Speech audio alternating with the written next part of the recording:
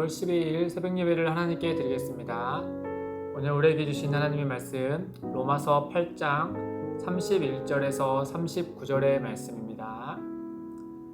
그런즉 이 일에 대하여 우리가 무슨 말하리요? 만일 하나님이 우리를 위하시면 누가 우리를 대적하리요? 자기 아들을 아끼지 아니하시고 우리 모든 사람을 위하여 내주시니가 어찌 그 아들과 함께 모든 것을 우리에게 주시지 아니하겠느냐?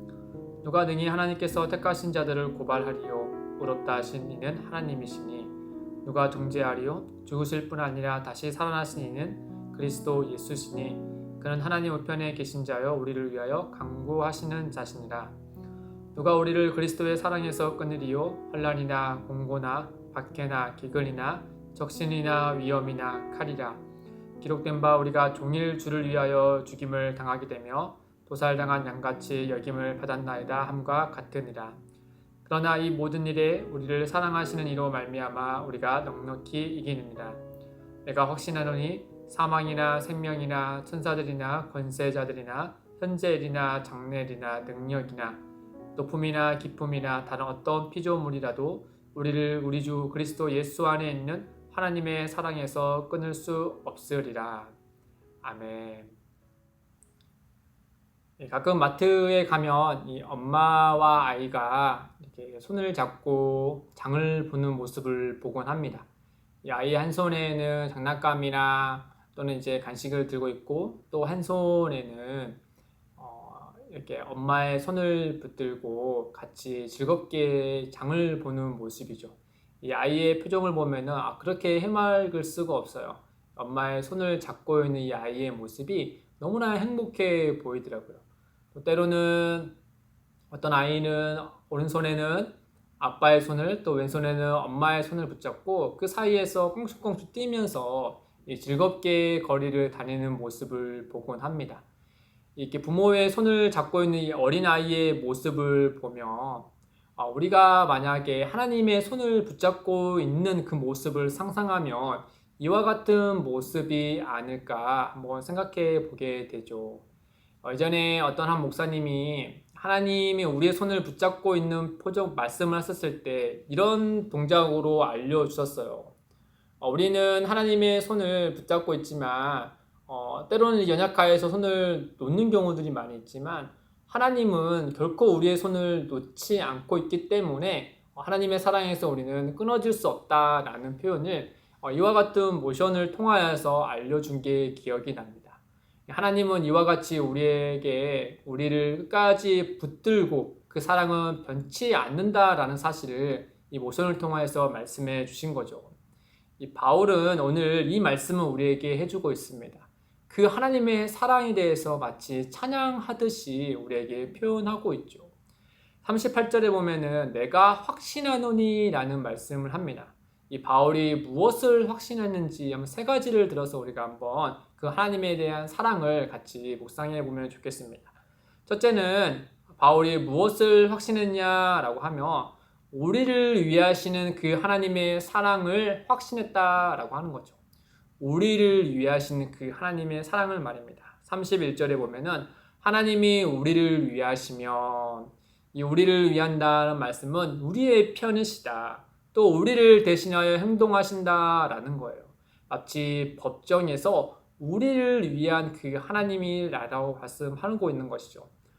아무리 사탄이 우리를 고발할지라도 하나님이 우리의 편이시며 그가 무엇을 할 수 있겠느냐 이 표현을 우리에게 지금 하고 있는 거예요.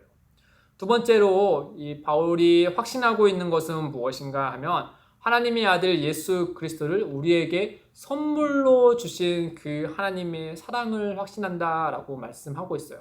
32절에 보면 자기 아들을 아끼지 아니하시고 우리 모든 사람을 위하여 내주시니가 어찌 그 아들과 함께 모든 것을 우리에게 주시지 아니하겠느냐. 여러분 한번 상상해 보세요. 세상에 어떤 부모가 자기 자녀를 남에게 줄 수 있겠어요? 그것도 긍정적이고 건설적이지 않는 부분에 다른 이의 죗값을 치르기 위하여서 자기 자녀를 내줄 수 있는 부모가 어느 누가 있겠습니까? 세상으로서는 절대 할 수 없는 일이죠. 그러나 우리 주 하나님께서는 그 일을 하셨어요. 우리를 위하여서 하나님의 하나뿐의 아들 예수를 우리에게 보내주시고 그를 믿는 자에게 하나님의 자녀라 칭해 주셨다라고 하고 있는 것이죠. 그리고 그를 믿는 자들이 예수 그리스도를 닮아가는 데 있어서 필요한 모든 것을 아낌없이 공급해 주시는 그분이 하나님이시다. 그 하나님은 그와 같이 우리를 사랑하신다. 나는 이것을 확신한다 라고 말씀하고 있는 것이죠. 마지막으로 바울이 확신하고 있는 것은 무엇인가? 바로 우리를 향한 그 하나님의 사랑을 끊을 수 없다라고 하는 것이죠. 39절의 하반절에 보시면 우리 주 그리스도 예수 안에 있는 하나님의 사랑에서 끊을 수 없느니라. 사망이나 생명이나 천사들이나 권세들이나 현재일이나 장래일이나 능력이나 높음이나 기쁨이나 다른 어떤 피조물이라도 우리를 하나님의 그 사랑에서 끊을 수 없다라고 말씀하고 있는 것이죠. 온 땅을 창조하시고 전지전능하신 하나님, 우리에게 그의 아들 예수 그리스도를 보내주시기까지 우리를 사랑하신 그 하나님이 우리의 손을 붙들고 계시는데 과연 누가 그 손을 끊을 수 있겠느냐? 그 사랑을 끊을 수 있겠느냐? 결코 끊을 수 있는 게 없다. 그리고 그 하나님의 사랑을 변치 않는 사랑은 나는 확신한다 라고 바울 사도는 얘기하고 있는 것이죠. 하나님은 끝까지 우리를 사랑하고 계세요. 과거나 지금이나 영원토록 우리를 사랑하시고 우리의 손을 결코 놓지 않으세요. 그러나 하나님은 그러시지만 우리는 때로 하나님의 손을 놓게 되는, 또 그 하나님의 사랑을 의심하고 흔들리는 경우들이 참 많이 있죠. 깊은 우울감에 빠지거나 또 예기치 않은 사건과 사고를 당했을 때 정말 하나님이 날 사랑하고 계시는 게 맞는가? 눈에 보이는 당장의 그 현상을 보고 그 하나님의 사랑에 대해서 우리가 의심의 눈초리로 보게 되는 경우들이 많이 있습니다. 왜냐하면 우리는 늘 연약함에 있기 때문이죠. 히브리서 4장 15절에 보면 우리에게 있는 대질상은 우리의 연약함을 동정하지 못하실 리가 아니요 라고 말씀하고 있지 않습니까? 그 말은 우리의 연약함을 전제하고 있다라는 말씀이잖아요.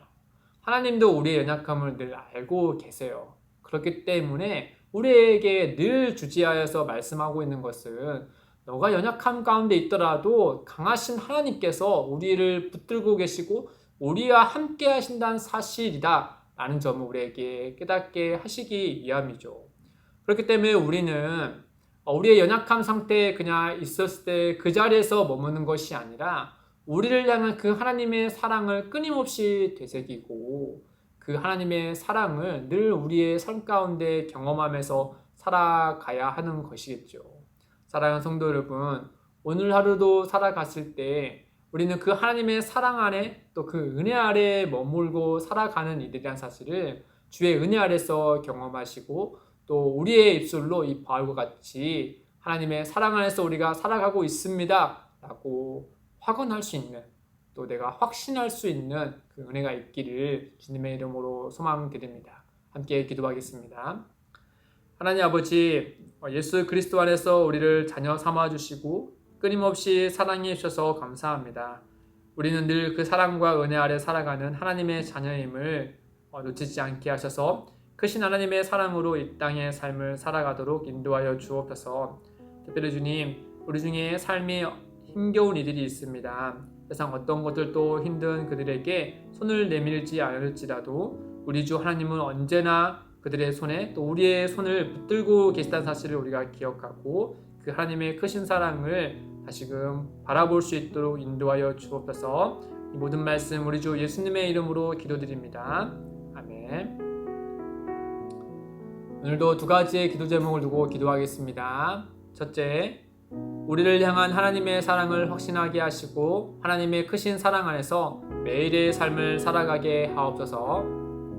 둘째, 기쁨이 되는 교회의 모든 모임과 성도들이 하나님의 사랑을 풍성히 누리게 하시고 그 사랑을 이웃과 지역사회에 유익한 것으로 전하게 하옵소서. 이를 위해 함께 기도하며 나아가겠습니다.